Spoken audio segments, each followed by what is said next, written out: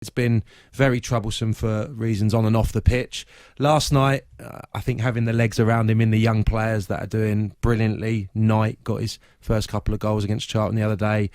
Holmes is a very good player who's just starting to show real consistency, and Bird kind of anchoring the midfield. Allowed Rooney really to drop into little spaces wherever he pleased, and must have been a bit of a tactic to hit those diagonal balls, especially for Jack Marriott. Not only Rooney, other players as well, to utilise his pace as well. So, yeah, it's been something that we've all speculated about the last few weeks, months. Where's he going to play? Well, last night they got the victory. But I think it is pivotal. We saw that last night, that you have the youthful exuberance and energy around him. It's clear that they've been working on things on the training ground. That's what it looked to me last night, that they've been looking at, all the options available to Philip Cocu, where he can fit Wayne Rooney into this side to get the best out of him.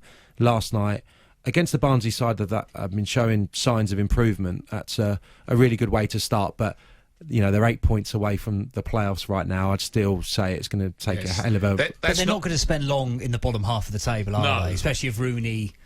there was this doubt around, as Mark mentioned there, alluded to there was this doubt, and I couldn't quite understand it. There was doubt as, could Rooney step up to the Championship level, the intensity and ferocity of what we see in the Championship? Yeah, of course he could, because he's quality. You don't lose that.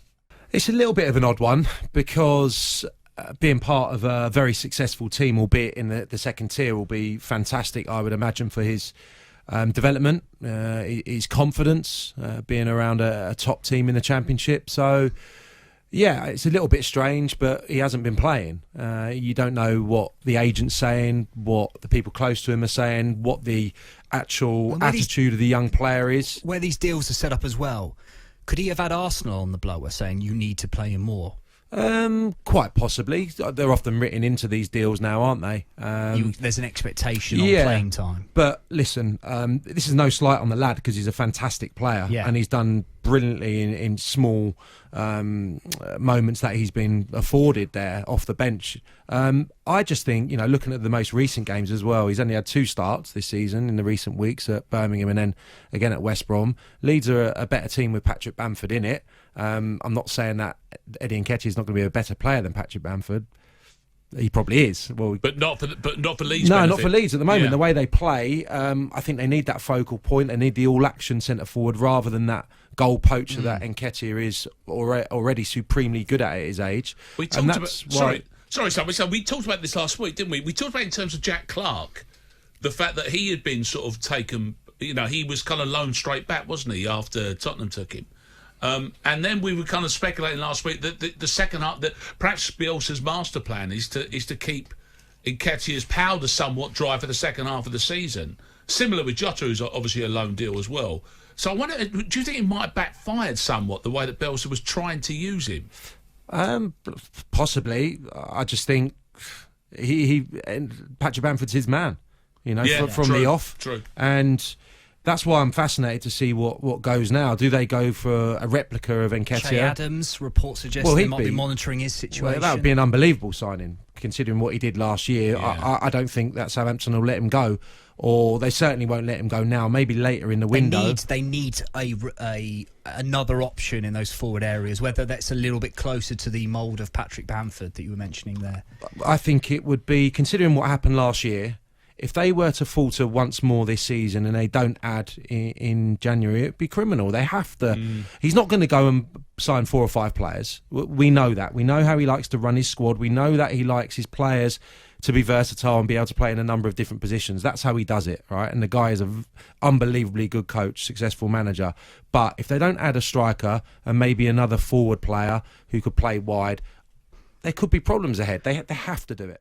Yeah, look, we've when we first came in, I think the aim was to just try and improve the side in certain ways, or at least try to get the players to used to our ideas. We knew it was a really together group and a tight knit group that Neil had created down at Millwall. So that was our aim. But I have to say, the way the players have taken on board some new ideas, the way the players have worked, the way the club have welcomed us.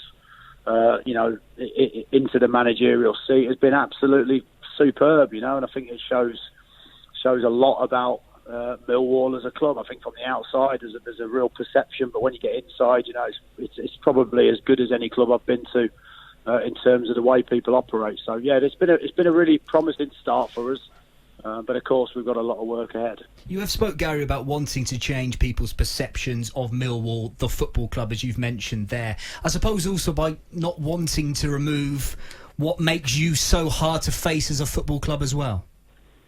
Yeah, I think that's a challenge. Look, we certainly, certainly as a manager, want to embrace that kind of that never say die spirit and that togetherness of the group. I think what we want to do is just try and add some different ideas, some new ways of perhaps having a little more control in the games and finding I think every manager just tries to put their own stamp on it, So it's just we've tried to be a little bit flexible in terms of the way we've played as well. We've played 2 or 3 different formations in certain games, and like I said, it's okay having these ideas. It's okay having an idea of how you want to play, but the players have to be fully committed in doing it. And like I said, they've taken on board the ideas superbly well, and I couldn't have asked for any more commitment from them so far.